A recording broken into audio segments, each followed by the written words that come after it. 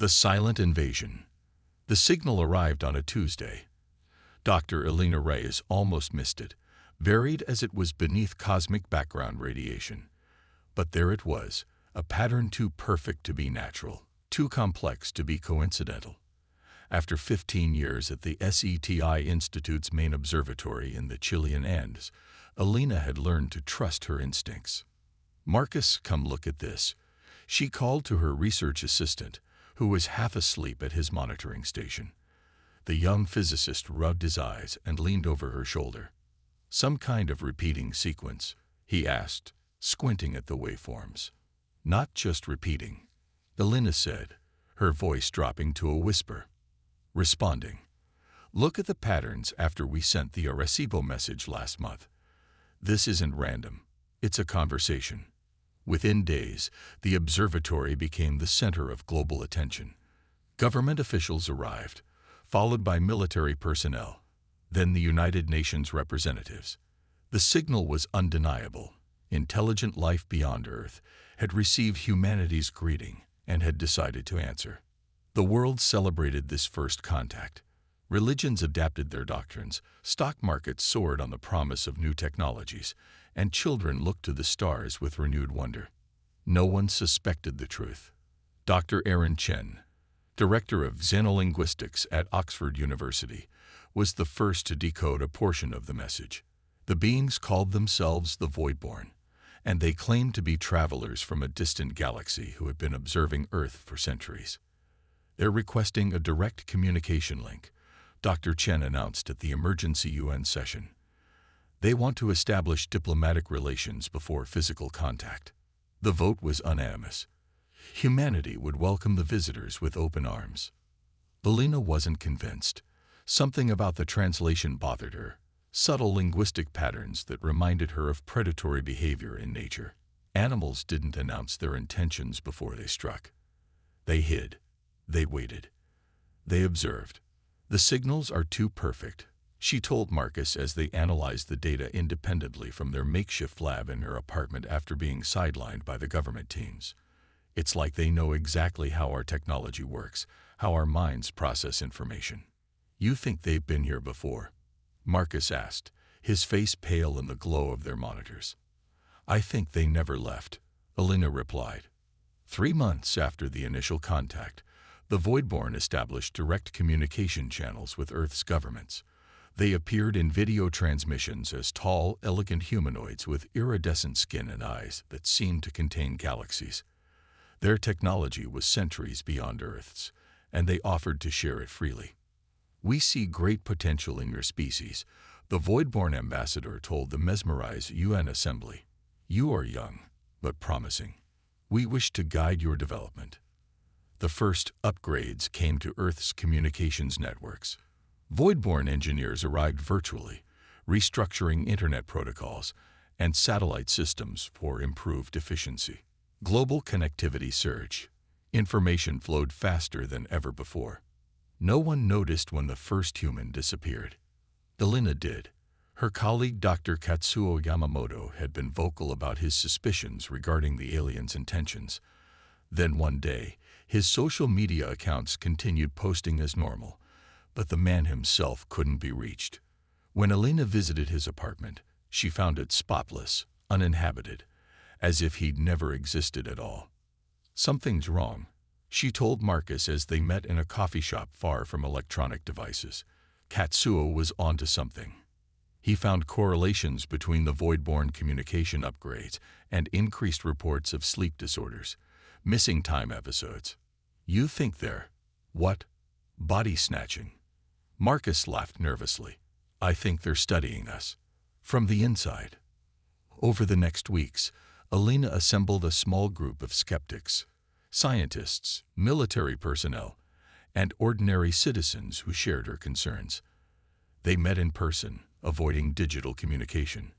They collected evidence, strange behaviors in government officials, subtle changes in policy that always seemed to benefit Voidborn integration, unusual patterns in global health data showing spikes in neurological anomalies. The breakthrough came from an unexpected source. Dr. Amara Okafor, an archaeologist working in Ethiopia, contacted Elena with startling news. "I found something you need to see," Immerse said, her voice tight with urgency. "Cave paintings at least 30,000 years old. They show beings identical to our void-born visitors." The images Immerse sent showed primitive humans fleeing from tall, luminous figures. But more importantly, they showed humans fighting back and winning. "There's more," Immerse continued. "DNA samples from remains near the site showed genetic markers we've never seen before, almost like modifications." "There's more," Immerse continued. "DNA samples from remains near the site showed genetic markers we've never seen before, almost like modifications." Elena felt a chill run down her spine.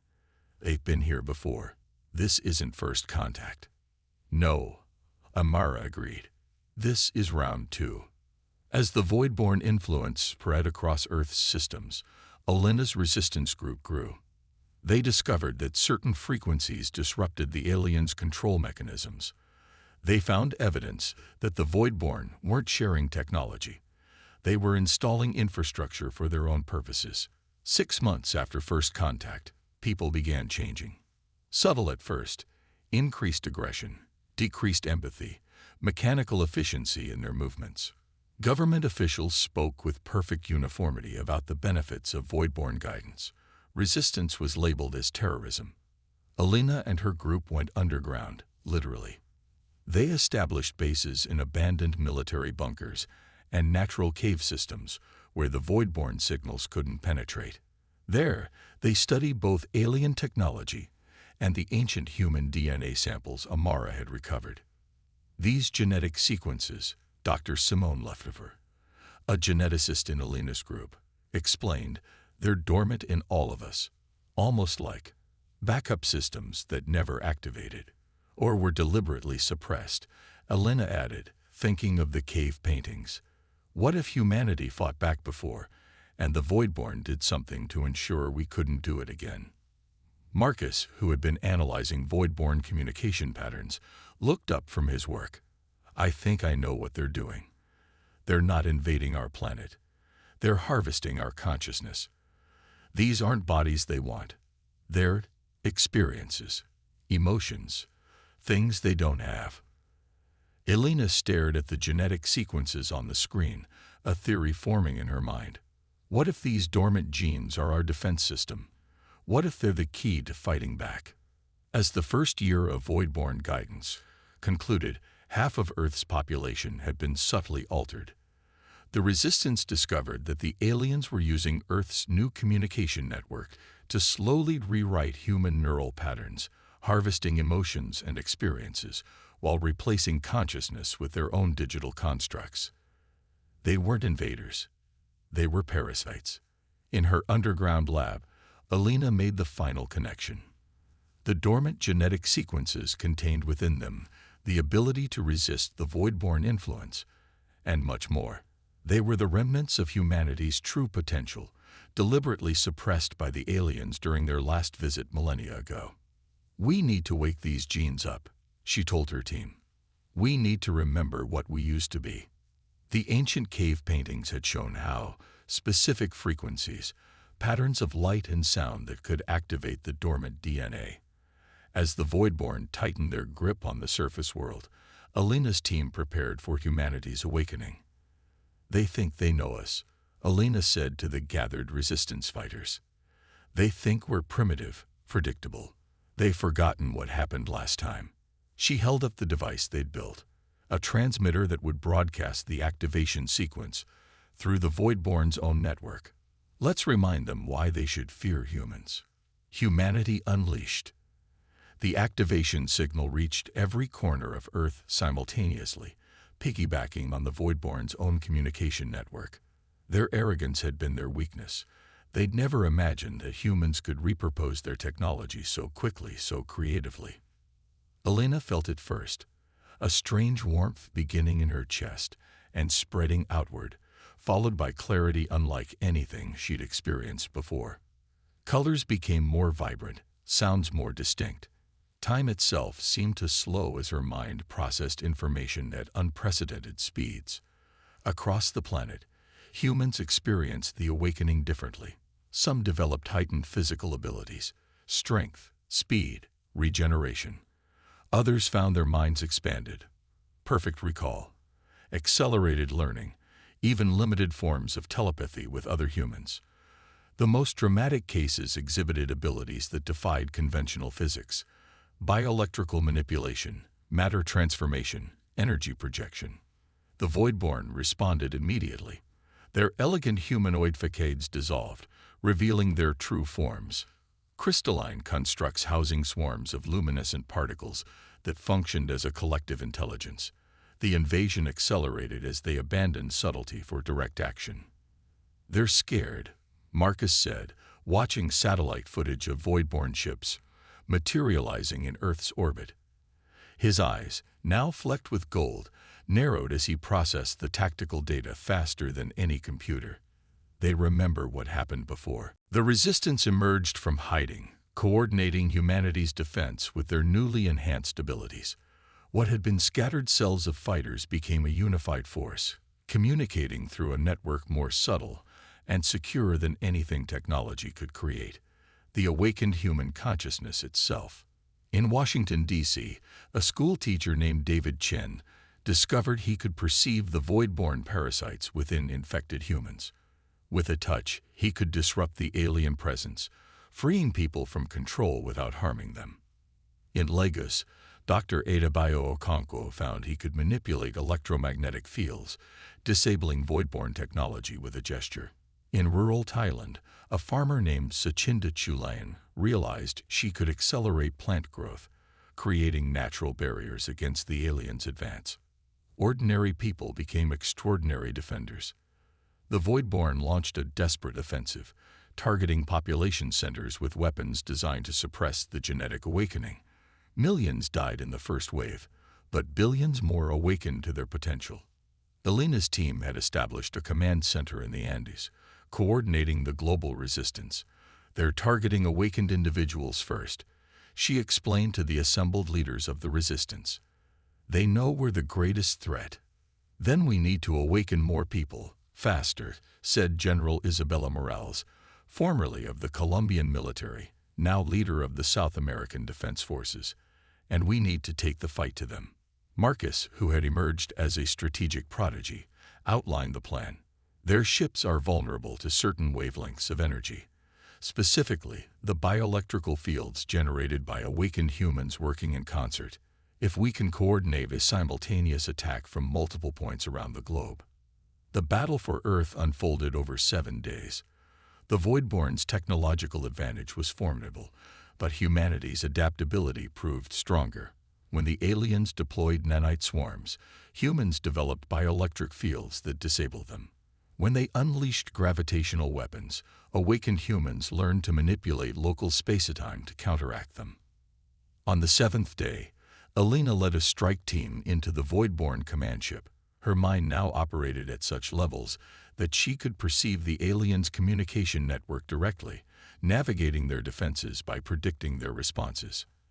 At her side fought people from every nation, their differences forgotten in the face of extinction. A Russian physicist who could generate intense cold, a Nigerian doctor whose touch could heal any wound, a Chilean miner who had become living stone. They were humanity's finest, not chosen for their previous status or wealth, but awakened through their determination and courage. The Voidborn commander, a massive crystalline structure at the heart of the ship, addressed Elena directly, its thoughts penetrating her mind. "You are an aberration," it transmitted. "Your species was designed to be harvested.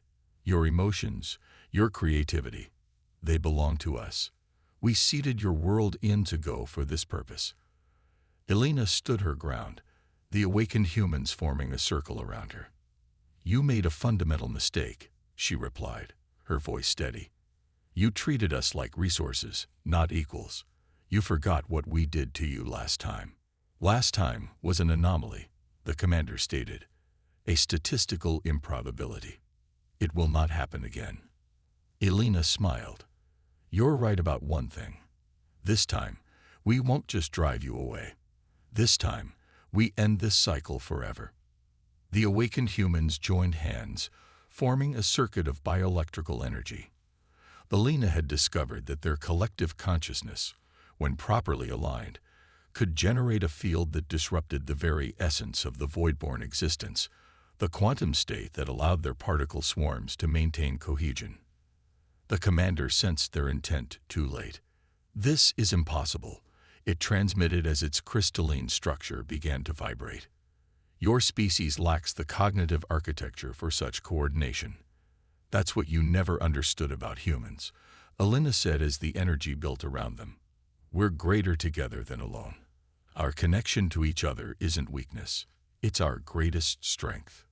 The energy wave expanded outward from the command ship, cascading through the void-born network. Throughout the solar system, alien ships began to disintegrate as their controlling intelligences lost cohesion. On Earth, the parasitic influences dissolved, leaving freed humans stunned but intact. In the aftermath, humanity faced a new reality.